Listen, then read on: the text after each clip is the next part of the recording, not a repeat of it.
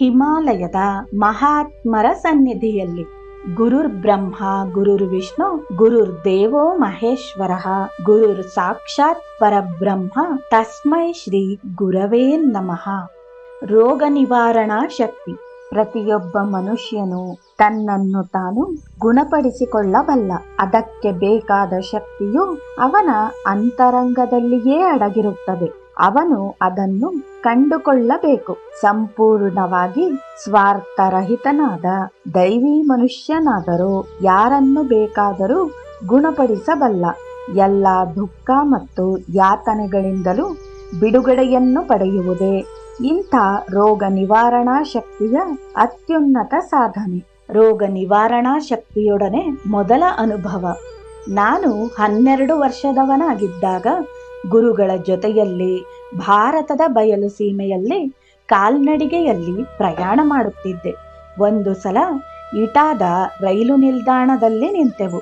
ಗುರುಗಳು ಸ್ಟೇಷನ್ ಮಾಸ್ಟರರ ಬಳಿಗೆ ಹೋಗಿ, ಮಗುವೊಂದು ಜೊತೆಯಲ್ಲಿದೆ, ಹಸಿದಿದೆ, ಏನಾದರೂ ಸ್ವಲ್ಪ ಆಹಾರ ಕೊಡಿ ಎಂದು ಕೇಳಿದರು. ಸ್ಟೇಷನ್ ಮಾಸ್ಟರರು ಆಹಾರ ತರುವ ಸಲುವಾಗಿ ಮನೆಗೆ ಹೋದಾಗ ಅವರ ಹೆಂಡತಿ ಅಳುತ್ತಿದ್ದರು. ಆಕೆ, ನಮ್ಮ ಒಬ್ಬನೇ ಮಗನಿಗೆ ಸಿಡುಬು ಎದ್ದಿದೆ. ನಾವೇ ಹೀಗೆ ಒದ್ದಾಡ್ತಾ ಇರೋವಾಗ ಅಲೆಮಾರಿ ಸಾಧುಗಳಿಗೆ ಊಟ ಕೊಡೋ ಉಸಾಬರಿ ಯಾಕೆ ಬೇಕು ನಿಮಗೆ? ನನ್ನ ಮಗು ಸಾಯ್ತಿದೆ, ಹೋಗಿ ಇಲ್ಲಿಂದ ಎಂದು ಗೋಳಾಡಿದರು. ಮುಖ ಬಾಡಿಸಿಕೊಂಡು ವಾಪಸಾದ ಸ್ಟೇಷನ್ ಮಾಸ್ಟರ್, ನಾನೇನು ಮಾಡಲಿ? ನನ್ನ ಹೆಂಡತಿ, ಆತ ನಿಜವಾದ ಸ್ವಾಮಿಯಾದರೆ ಪರಿಸ್ಥಿತಿನ ಯಾಕೆ ಅರ್ಥ ಮಾಡಿಕೊಂಡು ನಮ್ಮ ಮಗುವಿಗೆ ವಾಸಿ ಮಾಡಬಾರದು? ಅವರಿಗೇನಾದರೂ ಪ್ರಜ್ಞೆ ಇದೆಯಾ? ನಮ್ಮ ಒಂದೇ ಕೂಸು ಸಾಯುತ್ತಾ ಬಿದ್ದಿದೆ, ಅವರು ಅನ್ನಕ್ಕೆ ಕಾಯುತ್ತಿದ್ದಾರೆ ಎಂದು ನಿಷ್ಠೂರವಾಗಿ ಮಾತನಾಡುತ್ತಾಳೆ ಎಂದು ವರದಿ ಮಾಡಿದರು.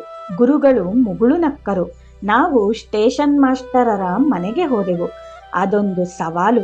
ಸವಾಲುಗಳನ್ನು ಎದುರಿಸುವುದರಲ್ಲಿ ಸದಾ ಎಲ್ಲಿಲ್ಲದ ಉಲ್ಲಾಸ ಅವರಿಗೆ.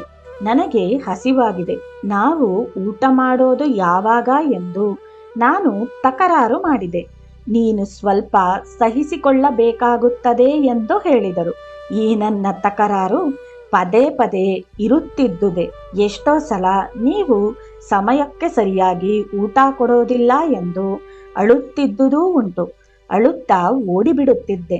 ಸಮಾಧಾನವಾಗಿರಲು ಗುರುಗಳು ಕಲಿಸಿಕೊಡುತ್ತಿದ್ದರು. ಇನ್ನೊಂದೈದು ನಿಮಿಷ ಸಮಾಧಾನವಾಗಿದ್ದು ಬಿಡು, ಆಮೇಲೆ ನಿನಗೆ ಯಾವ ಅಸಮಾಧಾನವೂ ಇರೋದೇ ಇಲ್ಲ. ಇಂಥ ಸನ್ನಿವೇಶದಲ್ಲಿ ಕಾಯಬೇಕಾದ್ದೇ ಸರಿ ಎಂದು ಬುದ್ಧಿ ಹೇಳಿದಾಗಲೂ ನಾನು ತಕರಾರನ್ನು ಮುಂದುವರಿಸಿದಾಗ ಮನೆಯಾಕೆಗೆ ನನ್ನನ್ನು ಮನೆಯಿಂದ ಹೊರಕ್ಕೆ ಅಟ್ಟಿಬಿಡಬೇಕೆಂಬಷ್ಟು ಕೋಪ ಬಂತು. ಸಿಡುಬಿನಿಂದ ಒದ್ದಾಡುವವರನ್ನು ನಾನು ಕಂಡಿದ್ದು ಅದೇ ಮೊದಲು. ಆ ಹುಡುಗನ ಮೈ ಮೇಲೆಲ್ಲ, ಮುಖದ ಮೇಲೂ ಸಹ ಗುಳ್ಳೆಗಳಾಗಿ ಅವುಗಳಿಂದ ಕೀವು ಸೋರುತ್ತಿತ್ತು. ಚಿಂತಿಸಬೇಡಿರಿ, 2 ನಿಮಿಷಗಳಲ್ಲಿ ನಿಮ್ಮ ಮಗು ಪೂರ್ಣವಾಗಿ ಗುಣ ಹೊಂದುತ್ತದೆ ಎಂದು ತಿಳಿಸಿದ ಗುರುಗಳು 1 ಲೋಟ ನೀರು ತೆಗೆದುಕೊಂಡು ಮಗು ಮಲಗಿದ್ದ ಮಂಚದ ಸುತ್ತಲೂ 3 ಸಲ ಸುತ್ತಿದರು. ಆಮೇಲೆ ನೀರು ಕುಡಿದರು.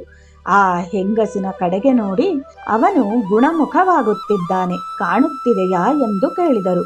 ಸೋಜಿಗವೆಂದರೆ ಹುಡುಗನ ಮೈ ಮೇಲಿನ ಗುಳ್ಳೆಗಳು ಮಾಯವಾಗಿ ಅದೇ ಸಮಯದಲ್ಲಿ ಗುಳ್ಳೆಗಳೆಲ್ಲ ನನ್ನ ಗುರುಗಳ ಮುಖದ ಮೇಲೆ ಕಾಣಿಸಿಕೊಳ್ಳುತ್ತಿವೆ.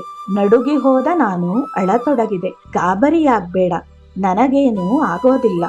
ಗುರುಗಳು ನನ್ನನ್ನು ಸಮಾಧಾನ ಪಡಿಸಿದರು. ನಿಮಿಷಗಳೊಳಗೆ ಮಗುವಿನ ಮುಖ ಪೂರ್ಣವಾಗಿ ತಿಳಿಯಾಯಿತು. ನಾವು ಅಲ್ಲಿಂದ ಹೊರಟು ಬಿಟ್ಟೆವು. ಒಂದು ಆಲದ ಮರ ಸಿಕ್ಕಿತು. ಗುರುಗಳು ಅದರ ಕೆಳಗೆ ಕುಳಿತರು. ಕೂಡಲೇ ಗುಳ್ಳೆಗಳೆಲ್ಲ ಗುರುಗಳ ಮುಖದಿಂದ ಮಾಯವಾಗತೊಡಗಿ ನಂತರ ಮರದಲ್ಲಿ ಕಾಣಿಸಿಕೊಳ್ಳತೊಡಗಿದವು. 10 ನಿಮಿಷಗಳಾದ ಮೇಲೆ ಅಲ್ಲಿಯೂ ಅದೃಶ್ಯವಾದವು. ಗುರುಗಳು ಸರಿ ಹೋದದ್ದನ್ನು ನೋಡಿ ಅವರಿಗೆ ತೆಕ್ಕೆ ಬಿದ್ದು ಅತ್ತು ಬಿಟ್ಟೆ. ಇನ್ನೊಮ್ಮೆ ಹಾಗೆ ಮಾಡಬೇಡಿ ಎಂದು ಬೇಡಿದೆ. ನೀವು ವಿಕಾರವಾಗಿ ಕಂಡಿರಿ, ನಾನು ನಡುಗಿ ಹೋದೆ ಎಂದು ಹೇಳಿದೆ. ನಂತರ ಅನೇಕ ಜನ ನಮ್ಮನ್ನು ಹುಡುಕಾಡತೊಡಗಿದಾಗ ನಾವೇನಾದರೂ ಕೆಟ್ಟದ್ದನ್ನು ಮಾಡಿದವೇನು ಎಂದು ಕೇಳಿದೆ. ಆಗ ಗುರುಗಳು, ಇಲ್ಲ, ನನ್ನ ಜೊತೆ ಬಾ ಎಂದು ಹೇಳಿ ನನ್ನ ಕೈ ಹಿಡಿದು ಹೊರಟರು.